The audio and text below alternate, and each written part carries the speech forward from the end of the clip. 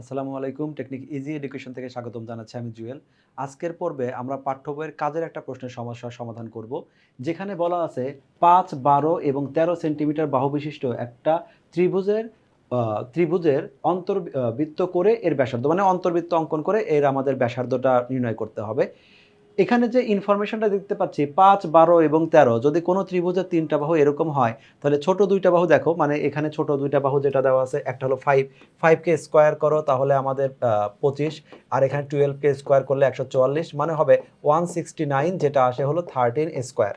অর্থাৎ ছোট ২ টা বাহুর স্কয়ার বড় বাহুর স্কয়ারের সমান হচ্ছে। এটা একটা আমাদের সমকোণী ত্রিভুজ। আমরা ৩ টা বাহু ধরেও এটাকে ৩ টা বাহুর যে নিয়মটা ছিল যে ত্রিভুজের ৩ বাহু দেওয়া আছে ত্রিভুজটা অঙ্কন করো সেটা দিয়ে অঙ্কন করতে পারি, অথবা এটা আমরা একটা সমকোণী ত্রিভুজের মতো করে অঙ্কন করতে পারি। সমকোণ করে অতিভুজটাকে বাদ দাও, বাদ দিয়ে লম্ব বা ভূমিকে ৫, ১২ করে কেটে নাও, যোগ করলে তৃতীয় বাহু যেটা আছে সেটা অটোমেটিক ১৩ই তৈরি হবে। দুইটার যে কোনো নিয়মেই তুমি এখানে তৈরি করতে পারো ত্রিভুজটা, কিন্তু এখানে মেইন ফোকাসটা আমাদের ত্রিভুজে না, আমাদের যে ত্রিভুজটা হবে সেই ত্রিভুজের একটা যদি অন্তর্বৃত্ত অঙ্কন করা যায় তাহলে এই যে অন্তর্বৃত্তটা হবে সেই অন্তর্বৃত্তটার ব্যাসার্ধ কতটা হবে সেটা নির্ণয় করতে হবে। তো অন্তর্বৃত্ত নির্ণয় করার ব্যাসার্ধ নির্ণয় করব যেটা সেটা আমাদের আলাদা একটা সূত্র আছে, কিন্তু প্রথমে আগে আমরা ত্রিভুজ অঙ্কন করব, পরে অন্তর্বৃত্ত অঙ্কন করব, ফাইনালি একটা বীজগণিতিক ক্যালকুলেশনে আমরা সেটা সাধারণত যেগুলো জেনারেল ম্যাথে আমরা পরিমিতি করি অথবা হায়ার ম্যাথে ঘনজ্যামিতি করি এরকম একটা সূত্র ব্যবহার করে ব্যাসার্ধটা নির্ণয় করব। আমার এখানে যে স্কেলটা আছে সেই স্কেলটা দিয়ে যদি আমি ১২, ১৩ ৫, ১২, ১৩ করতে নেই, সেক্ষেত্রে ১৩ দেখো ১৩ যতটুকু চলে যাচ্ছে এত বড় স্কেল দিয়ে এখানে আমার আসলে হবে না। কারণ এখানে আসলে আমার যে স্কেলটা আছে সেটা সেন্টিমিটারে না হয় এটা ইঞ্চি এককে আছে। তো আমি আপাতত একটা সমকোণী ত্রিভুজই আঁকবো। ত্রিভুজটা অঙ্কনটা আমি সমকোণী ত্রিভুজ আঁকবো, শুধু অঙ্কনে ইনফরমেশনটা একটু চেঞ্জ করে নিচ্ছি। সেটা হলো সমকোণী ত্রিভুজই হবে। আমরা ৩ টা বাহু নিব। প্রথম বাহুটাকে আমি নিচ্ছি হলো এটাকে নিলাম হলো ৩ একক। দ্বিতীয় বাহু যেটা আছে সেটাকে আমি নিব হলো ৪ একক। তৃতীয় যে বাহুটা আছে সেটাকে আমি নিচ্ছি, এটাকে নিলাম হলো ৫ একক। এইটা একটা নিচ্ছি। এটা জাস্ট আমি অঙ্কনটা শেখানোর জন্য নিচ্ছি। কারণ আমি জানি যে ৩, ৪, ৫ এটা দিয়ে আমাদের একটা সমকোণী ত্রিভুজই হয়। কারণ সবচেয়ে ছোট যে ২ টা বাহু আছে একটা হলো ৩ এবং ৪, এই ২ টাকে স্কয়ার করলে ৩ কে স্কয়ার করলে ৯, 4 কে স্কয়ার করলে আমাদের 16, অর্থাৎ আমাদের 9 প্লাস 16 ইকুয়াল হলো 25। এই 25 মানে হলো 5 স্কয়ার। তাহলে দেখো এখানে আমাদের যেটা আমরা বাহুগুলো নিলাম, একটা বাহু আমাদের যদি ধরে নেই এইটা হলো এ, এই যে এটা আছে এটা হলো আমাদের ৩ একক, এইটা আমি বি ধরলাম, এটাকে আমি ধরলাম ৪ একক, সি ধরলাম, এটা আমাদের ৫ একক। তাহলে ছোট ২ টা বাহুর উপরে স্কয়ার বড় বাহুর স্কয়ারের সমান হচ্ছে, অর্থাৎ এটা আমাদের একটা সমকোণী ত্রিভুজ। অঙ্কনের জন্য আমি প্রথমে যেকোনো একটা রশ্মি নিয়ে নিব। আমি একটা রশ্মি নিয়ে নিচ্ছি, এটা একটা রশ্মি। এই রশ্মিটার যেকোনো নামকরণ করা যায়। আমি যেহেতু এটা রশ্মি এই পাশে একটা অ্যারো চিহ্ন অবশ্যই দিয়ে দিব। এই রশ্মি থেকে যেকোনো বাহু কাটলেই হবে, যেকোনো বাহু কাটলেই হবে। আমি এখানে সিরিয়ালি কাটে আমি ভূমি এর সমান করে কেটে নিব। অবশ্যই এর সমান করে কাটার জন্য আমি এখানে আমাদের যে কাটা কম্পাসগুলো আছে সেগুলো ব্যবহার করব। যদি আমাদের ডিসটেন্সটা এইটাতে প্রথমে যেটা আছে আমি এককটা অবশ্যই আমার এখানে ৩ একক, এটা আমাদের আগেই মাপা ছিল ৩ একক হচ্ছে, সেটা আমরা ভূমি বরাবর নিয়ে নেই যে কোনো রশ্মি থেকেই। আমি শুরুতে অবশ্যই এখানে একটা নামকরণও করতে পারি। আগে এটা কেটে নেই। এটার নামকরণের সময় আমি এটাকে নামকরণ করলাম হলো বি এবং ই। আর এই যে বাহুটা আছে এটাকে আমি সি বাহু নিয়ে নিলাম। এই বিন্দুগুলোকে যে কোনো বিন্দু ধরে আমরা অঙ্কন করতে পারি, কিন্তু আমাদের সবসময় এইটা যদি বিসি বাহু হয়, বিসি বাহু সাধারণত এ কোণের অপোজিটে থাকে, সেজন্য এটাকে আমরা ছোট হাতের এ বলি। যেহেতু আমরা এ বাহু নিচ্ছি তাহলে এই বিন্দু দুইটাকে আমরা বিসি ধরবো।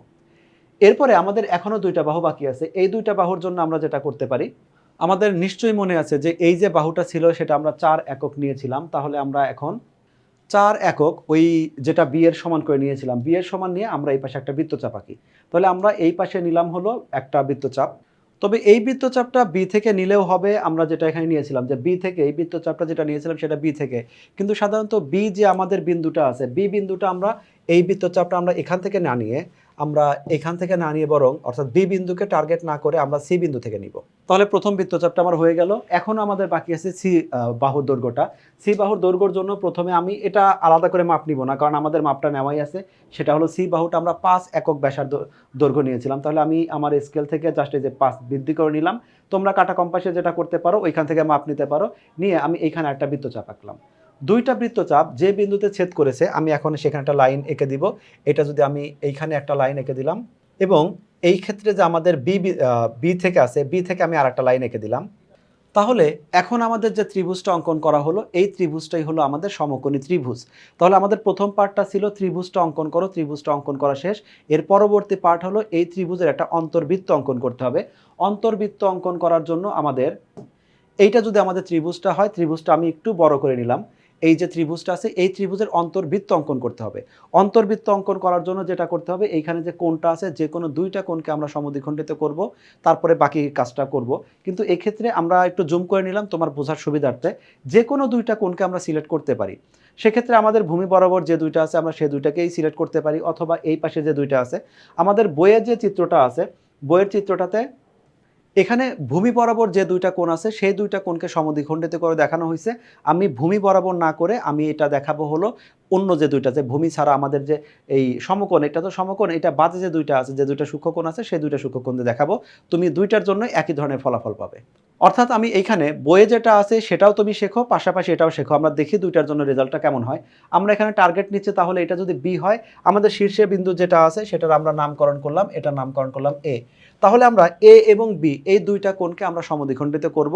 তবে তোমরা সবসময় ট্রাই করবে যে যেটা ছোট বাহু আছে, ছোট বাহু সংলগ্ন কোণ দুইটাকে বিভক্ত করার জন্য, কারণ এই অন্তর্বিভক্ত ম্যাথটা বেশিরভাগ সময় আমাদের একটু কম বেশি হলেও এদিক ওদিক চলে যায়, একটু দাগের বাইরে চলে যায়।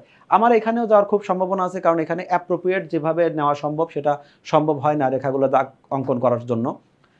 তো আমি তারপরে এখানে প্রথমে বি এবং এ, এই দুইটা কোণকে আমি সমদ্বিখণ্ডিত করব। আর কোণ সমদ্বিখণ্ডিত করার নিয়মটা তোমাদের আগেই শিখিয়েছি। সেটার জন্য তোমাকে যেটা করতে হবে, যে কোনো ব্যাসার্ধের আগে একটা বৃত্তচাপ আঁকতে হবে। আমি এখানে মোটামুটি একটা যে কোনো ব্যাসার্ধ নিয়ে নিলাম। এই যে ব্যাসার্ধটা নেওয়া হয়েছে, এই ব্যাসার্ধটা আমাদের এই দুইটা রেখাকে, অর্থাৎ এ বি এবং বিসি রেখাকে দুইটা বিন্দুতে ছেদ করেছে। সেই বিন্দুতে আমরা চলে যাব। এই বিন্দুতে গিয়ে আমরা, আগের ব্যাসার্ধটা ছিল 1.9, আমরা কি করব, অর্ধেকের বেশি ব্যাসার্ধ নিয়ে একটা বৃত্তচাপ আঁকবো। আমাদের 1.1 আছে, এটা দিয়েই হবে। আমি একটা বৃত্তচাপ আঁকলাম।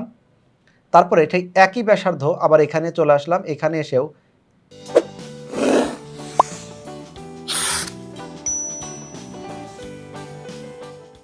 আর একটা বৃত্তচাপ আঁকলাম। এই দুইটা বৃত্তচাপ যেখানে ছেদ করলো, সেই বিন্দুটাতে আমি একটা রেখা এঁকে দিব। তাহলে এই যে রেখাটা হলো, একটা কোণ সমদ্বিখণ্ডক আঁকলাম। এই কোণ সমদ্বিখণ্ডক আমি নাম দিচ্ছি না, তোমরা অবশ্যই নাম দিয়ে দিবে। এটা ধরো সি বি, এটাকে তুমি ডি ই এফ কিছু একটা দিতে পারো, আমি দিচ্ছি না। এই জন্য ছোট একটা জায়গার মধ্যে অনেকগুলো অক্ষর চলে আসবে। তোমার ছোট্ট একটা মনিটরে, মোবাইলে যদি দেখো, সেক্ষেত্রে দেখতে কমপ্লেক্স লাগবে। আমি কোনো এখানে অ্যালফাবেট দিচ্ছি না, বাট তুমি অবশ্যই একটা লেটার দিয়ে নিও। এরপরে একই কাজটা করব আমরা হলো এইখানে যে কোণটা আছে, 90 ডিগ্রি কোণকে যখন তুমি সমদ্বিখণ্ডিত করছো, তখন তুমি এটা জ্যামিতিক পদ্ধতিতেই করবে। কিন্তু অবশ্যই তুমি এই যে এই কোণটা মনে করো, শুরুতে আমরা দেখতে পাচ্ছি যে আমাদের এখানে যে কোণটা আছে, আমরা মেপে দেখি, কোণটা অলমোস্ট আমাদের শুরুতে কত ছিল, ধরলাম এই কোণটা আমাদের আছে 55 ডিগ্রি। তাহলে আমাকে দেখতে হবে 55-র অর্ধেক মোটামুটি যেটা হয় সেখানে আছে কিনা। হ্যাঁ, সেখানেই আছে। তার মানে আমরা জ্যামিতিক পদ্ধতিতে আঁকবো, তারপরে চাঁদা দিয়ে চেক করে দেখবো যে আমাদের অঙ্কনটা ঠিক আছে কিনা। তারপরে এখানে শর্টকাট আরও কিছু টেকনিক হয়, যেখানে আমরা ম্যাথগুলা একটু কিছুটা চুরি বলা যায়, আবার কৌশলও বলা যায়, যেগুলো আমরা অনলাইনে হয়তো শিখাতে পারছি না। তুমি কিছু টেকনিক অবলম্বন করতে পারো যদি হাতে সময়টা খুব কম থাকে। তারপরে এখানে সি যে কোণটা আছে, সেই কোণটাকে সমদ্বিখণ্ডিত করব। তো সি কোণকে সমদ্বিখণ্ডিত করার জন্য আমরা সেই প্রথমে একটা যে কোনো ব্যাসার্ধের একটা বৃত্তচাপ আমরা নিয়ে নিব। এখানে যে কোনো ব্যাসার্ধ নেওয়া যাবে। আমি 1.3 ব্যাসার্ধ নিয়ে একটা বৃত্তচাপ অঙ্কন করছি। পরবর্তীতে আমি এইখানে এই অর্ধেকের বেশি ব্যাসার্ধ নিয়ে, এখানে আমাদের 1.4 ছিল, আমি ধরলাম যে আমি জাস্ট 1 নিলাম। তাহলে এইখান থেকে আমি আর একটা বৃত্তচাপ অঙ্কন করব। এখান থেকে একটা বৃত্তচাপ অঙ্কন করলাম। তারপরে এখানে যেহেতু আমি এই বিন্দুটিকে কেন্দ্র করে একটা বৃত্তচাপ অঙ্কন করলাম, তারপরে আমি এই বিন্দুটাকে কেন্দ্র করে একটা বৃত্তচাপ অঙ্কন করব। যে দুইটা বিন্দুতে ছেদ করেছে আমি সেখান থেকে, তাহলে এখানে আমি মোটামুটি ব্যাসার্ধটা নিলাম হলো 1 পয়েন্ট যেটা ছিল। দ্বিতীয় আমি আর একটা বৃত্তচাপ অঙ্কন করলাম। এখন এখান থেকেও আমি আর একটা রেখা এঁকে দেই। এইখান থেকে আমি জাস্ট এই বিন্দুটাকে এঁকে দিলাম। তাহলে আমাদের এইখানে যে সি কোণটা ছিল, সি কোণটা আমাদের সমদ্বিখণ্ডিত হলো। এবার এই দুইটা রেখা আমাদের যেখানে ছেদ করলো, এই যে বিন্দুটা আছে, এই বিন্দুটার আমি একটা নামকরণ করে দিলাম। সেই নামটা যে কোনো কিছুই হতে পারে। বিন্দুটার নামকরণ আমি ও করলাম। ও এই জন্য করলাম কারণ ওটাই হবে আমাদের সেন্টার। সেন্টারকে সাধারণত ও লেখাটাই ভালো। এই যে সেন্টারটা আছে, এই সেন্টার থেকে এখন যেটা করব, এই সেন্টার থেকে আমি এইখান থেকে আমি এর উপরে একটা লম্ব আঁকবো। অর্থাৎ ও বিন্দু থেকে বিসি যে বাহুটা আছে, বিসি বাহুর উপর একটা লম্ব আঁকবো। লম্ব আঁকার জন্য যেটা করতে হবে আমাদের, এই যে কাঁটাটা আছে এটা নিয়ে আসবো। নিয়ে আসার পরে আমি এমন একটা বৃত্তচাপ অঙ্কন করব, যে বৃত্তচাপটা অবশ্যই এই রেখা যেটা আছে এই রেখাকে দুইটা বিন্দুতে ছেদ করে। আমি এত বড়ও করব না, ধরে নিলাম যে আমি এটা এরকম করছি। এখন যদি কোনো বৃত্তচাপ অঙ্কন করি সেটাই ফাঁকা জায়গার মধ্যে চলে যাবে। আমি এই বৃত্তচাপটা যদি এত বড় নিয়ে করি তাহলে এই ত্রিভুজের বাইরে চলে যাবে। আমি এমন একটা আনুমানিক একটা ব্যাসার্ধ নিব যাতে এই যে আমাদের নিচের বিসি ভূমিটা আছে এটাকে জাস্ট দুইটা বিন্দুতে ছেদ করে। যদিও খুব অল্প ডিস্টেন্সে দুইটা জায়গায় ছেদ করেছে, বা দুইটা জায়গায় ছেদ করলেই হবে। এখন যে দুইটা বিন্দুতে ছেদ করলো আমি সেই দুইটা বিন্দুতে চলে আসবো। চলে এসে এই যে বিন্দুগুলো আছে এখানে আমি আবার আলাদা করে দুইটা বৃত্তচাপ আঁকবো। অবশ্যই বৃত্তচাপটা কি করব, প্রথম যে ব্যাসার্ধটা আছে তার অর্ধেকের বেশি নিয়ে এই পাশে একটা বৃত্তচাপ অঙ্কন করলাম। ঠিক একই ব্যাসার্ধটা আমি এইখানে দ্বিতীয় যে বিন্দুটা, এই বিসি রেখাকে কালো যে রেখাটা দেখা যাচ্ছে এটা যে বিন্দুতে ছেদ করেছে আমি সেটাতে একটা বৃত্তচাপ অঙ্কন করলাম। এখন এইবার তুমি জাস্ট স্কেলটা ধরবে। তুমি এখানে স্কেলটা ধরে স্কেলটাকে নিয়ে আসবে। স্কেলটা জাস্ট ধরে আমাদের এই শীর্ষবিন্দু থেকে এই বিন্দুটা নিয়ে আসবে, কিন্তু সম্পূর্ণ দাগ দিবে না। দাগ দেওয়ার সময় জাস্ট এখানে এই যতটুকু আমাদের এখান থেকে এই দাগটা পেতে যতক্ষণ লাগে ঠিক ততটুকু আমরা দাগ দিয়ে থেমে যাব। এখন এই জায়গায় একটু সতর্কতা অবলম্বন করতে হবে। আমাদের অন্তর্বৃত্ত, পরিবৃত্ত এই দুইটাতে, বহির্বৃত্ত এই তিনটাই আমাদের রাখতে হয়। এর মধ্যে সবচেয়ে বেশি ঝামেলা হয় হলো অন্তর্বৃত্ত আর আমাদের পরিবৃত্ততে। এখন আমাদের কাঁটা কম্পাসটা যেখানে রাখতে হবে এবার এইখানে। ঠিক এই যে বিন্দুটা হয়েছে এই বিন্দুটাতে রাখবো। রাখার পরে এখানে যে ডিস্টেন্সটা আছে এই ডিস্টেন্সটা আমি মেজার করব। মেজার করার পরে দেখব যে এখানে আমাদের আসছে 1.9। তাহলে এখন এই যে বাহুটা আছে সেখানে আমাদের 1.9, এটা তাহলে ঠিক আছে। তারপরে আমাদের তৃতীয় বাহু যেটা আছে এখানে দেখব এখানে আমাদের আসছে হলো 1.9। তাহলে আমরা দেখতে পাচ্ছি যে আমাদের যে দৈর্ঘ্যটা আছে সেটা মোটামুটি ঠিকঠাক আছে। তাহলে এখন এই যে আমাদের ব্যাসার্ধ, তাহলে খেয়াল করো আমি ব্যাসার্ধটা কিভাবে নিলাম। এই যে আমার লম্ব অঙ্কন করার ফলে আমাদের যে যতটুকু লম্ব হয়েছে মানে এই ভূমিটাকে টাচ করছে এই দূরত্ব, এইটাকে ব্যাসার্ধ মনে করে এবার আমি জাস্ট একটা বৃত্ত অঙ্কন করে দিব। তাহলে এই যে বৃত্তটা হলো এই বৃত্তটা আমাদের তিনটা বাহুকেই শুধুমাত্র টাচ করেছে, কিন্তু আমাদের ক্রস করে চলে যায় নাই অথবা কোনো ফাঁকাও রাখে নাই। তাহলে এইটাই হলো আমাদের অন্তর্বৃত্ত। এটা অঙ্কন করার সময় অবশ্যই খুব বেশি কেয়ারফুল থাকো, কারণ হলো যে এক্ষেত্রে ছোট্ট একটা চেঞ্জের জন্য আমাদের বাম পাশ ডান পাশ চলে যায়। আর অবশ্যই এই ম্যাথগুলো করার সময় ছোটোখাটো কিছু টেকনিক আছে, যে টেকনিকগুলো কিছুটা অনৈতিকও বটে। সেটা হলো তুমি যখন দেখতে পাচ্ছ এই যে বাহুটা দেখো, খেয়াল করে দেখো আমার এই বাহুটা কিন্তু মোটা দাগের জন্য তোমাদের বুঝতে সুবিধা হচ্ছে। আমি একটু তোমাকে আরেকটু জুম করে দেখাই। যদি জুম করি তাহলে দেখো এই বাহুটা কোনো মতে টাচ করেছে, এই বাহুটা একটু ক্রস করে টাচ করেছে, যদিও এটা অ্যাপ্রোপ্রিয়েট কারণ আমাদের কোনো ফাঁকা অংশ তৈরি হয় নাই। তারপরে তুমি সেক্ষেত্রে কি করতে পারো, এই যে কাটা কম্পাস যেটা, কম্পাসের পয়েন্টটা এইখানে না হয় একটু তুমি ওইদিকে হালকা একটু স্লাইড করে ধরে নাও, মানে যে পাশে একটু কম গেছে কম্পাসের বিন্দুটা একটু এদিকে ধরো, তাহলে এইটা একটু ভিতরে ঢুকলো আর এটা বাইরে থেকে একটু ভিতরে আসলো। এরকম কিছু শর্টকাট টেকনিক তুমি ফলো করতে পারো। বাট এই ধরনের টেকনিক তুমি তখনই ফলো করতে পারবে যখন তোমার মানটা অন্তত 95% কারেক্ট হবে। ওই 2-4% কম বেশি হলে সেটাকে তুমি অ্যাডজাস্ট করতে পারো। তবে অবশ্যই খেয়াল রাখবে এই দাগগুলো যেন কখনোই আমাদের বাইরে না যায়। আর এই ম্যাথগুলো অবশ্যই তুমি একাধিকবার প্র্যাকটিস করবে। এবং আমরা এখানে, যদিও আমি তোমাকে শুরুতে বলেছিলাম যে আমি তোমাকে দেখাবো এখানে এই দুইটা কোণ, ভুলে আমি নিচে দুটাই করে ফেলেছি, তোমরা ওইটাই করবে। তোমরা সবসময় সেই কোণ দুইটাকে ভাগ করবে যেগুলো হলো ছোট যে বাহুটা আছে ছোট বাহু সংলগ্ন।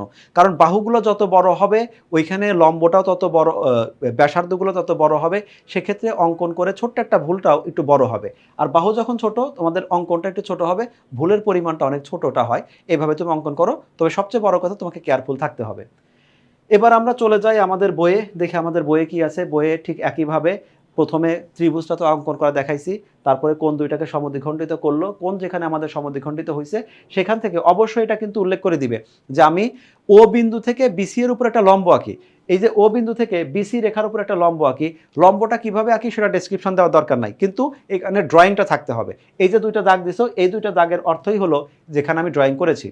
তাহলে আমার অন্তর্বৃত্তটা এ পর্যন্তই, আমার বৃত্তটা অঙ্কন করা সম্পূর্ণ। এখন এর পাশে আমাকে আরেকটা কথা বলে দিয়েছে যে এইটার যদি এই যে বৃত্তটা তৈরি হলো এই বৃত্তটার ব্যাসার্ধ কত। ব্যাসার্ধ বলতে তাহলে এই যে আমাদের বিন্দুটা আছে ওডি এর ব্যাসার্ধ কত সেটা আমরা বের করব। এটা আমরা কোনো জ্যামিতিক পদ্ধতিতে যাব না, সরাসরি আমরা যে সূত্রগুলো আছে সূত্রগুলোতে বের করব। ত্রিভুজের যে ৩ টা বাহু আছে, ৩ টা বাহুকে আমরা ABC ধরে নিলাম। শুরুতে আমাদের যেটা ধরা ছিল সেটা। আমরা অবশ্যই ত্রিভুজের ক্ষেত্রফলের যে সূত্রগুলা মুখস্থ করেছিলাম, আমরা 9, 10 এ সাধারণত ৬ টা সূত্র মুখস্থ করি ত্রিভুজের ক্ষেত্রফলের জন্য।